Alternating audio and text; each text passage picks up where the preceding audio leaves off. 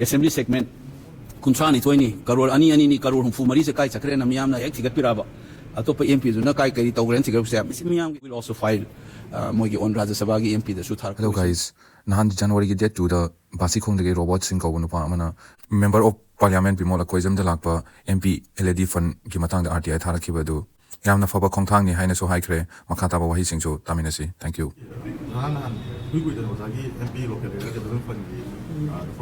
No, I would. Yes, Tagadabuni, Tabum Tokuni, her Makan Tapson Tadi, Padon, the 1 year Hagun Tare, Mathakta, Chummi Mako. Ado. Atopusumaya to the Tabum, how raise a Parima, Budi Masakama, Mini BJP, Yang, I want the Sutrol, Madum Leva Kangu, Maladana. They've archived with the Gikanomasan Antran Ngang, Kangu, the Yawa Nahani, Mogi BJP. I do so. Mana Tharakkhiba RTI do di phai adu mai tong na top ge moina kaw de we anu miyam se educated oiba moment ne hai ta ko chahi ma da MP ma da pi se crore manga ne ba crore manga sina kondoi sina assembly constituency kendra kuntrain to ne ba MLA mam da piri sina crore ani ne ba so chahi ama da MP da manga piri ba same mapham se inner Manipur constituency hai riba sida Kendra Kuntrani Toila is the Nakaror Humfu Marine Karor Humfu Maris Sahi Kutingi Tadari never. I don't know Kendra Mada Anang Putokus in the Anabagila, the ambulance, some labor said Lat Pazavama labor the Kuntram, some of the ambulance, some lay never go. Emile say Kutangiwani. Patana Tadara, the local area develops in Mapam Jana Tadara, the Karor Anis is a hymnidana. Kendra Mana Pangiseko. Aduda Noma ambulance, some later. To the ambulance trying to handle never say him that like Kuntram Tantaba, Manataga, any tongue as a fire Hargana, Ikogi, mini ambulance level, fully equipped with them that Lupalatrang, Angsang, Yab, never go.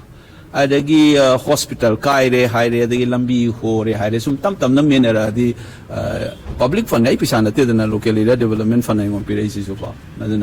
Appropriately seasonal, Manipur the Lambi from Cairo, ambulance, swallow, school, Shagai, Roy, the game Maigi Karige, something I have local area development, 64 crore. La Manga, Karor Manga Sacre, Hangine was a call. 64 crore Kai Sacre. And the MP and Nims lady, Moino Kai Sacre, Haina Tiba, say, Miang, we have Hangum Tokoneco. I can't tell you the more motive to the Kangi. And I dine Nuaina Karito, do not do Kanane was a woman Karis Hari, Emma, MP Shum to Sabore, Hibama.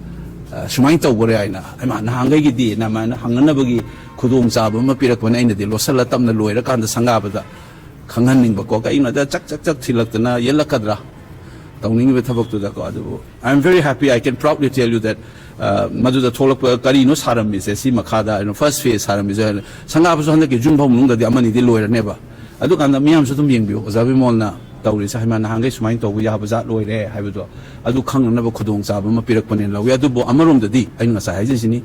Karol Manga Sanga Kai Chakren Tilesa, Karol Humpumari Kadai Chakre was I can resida assembly segment Kuntrani Toini, Karol Ani, Karol Humpumari Kai Chakren, Miyamna, Etigat Piraba. Atopa MP, Nakai Tauren Tigab, Miam, we take it from Tokunamado. Asikatan Miam, Topanas Haruna, Tarpo is in Hena, Atopa the Suko, Aluga. Atopa mana Disha committee na Malay ko district adi manung da su MPLADS Fund si makasang eba ay nakanguyam lay I want to file when lay ko ado masi ay na tawhom tok tam na media ay sinang sing sala sisagi ay si busari bla sada bla ni yeng basa masi ako gi miyam su season bi baduna si accountability na ay 13 point agenda nam thoki dana adugi number 4 or 5 to yawuni accountability and transparency. I welcome this RTI. And there should be more RTI to ask where has the 64 crore been spent? Karor Humfumari was Abimol Namanga, season of Matam, the Humfumari Karor, season against the Kadai Sakra, Atu Pamadugina Kai Togresa Himarium, as is the Mayam, the Tabir Padoshinu, and Nakoi transparency and accountability like them, and I welcome, but it should not be like a political gimmick, and it should be a sign that everybody, I hope he will also file Moigi on Rajya Sabha MP, the Suthar Poisonu, Moigi. Ang matong mayang kita su thabo isu no duga ma dong na ha kaya su thar po isu do hai se at mai hai ni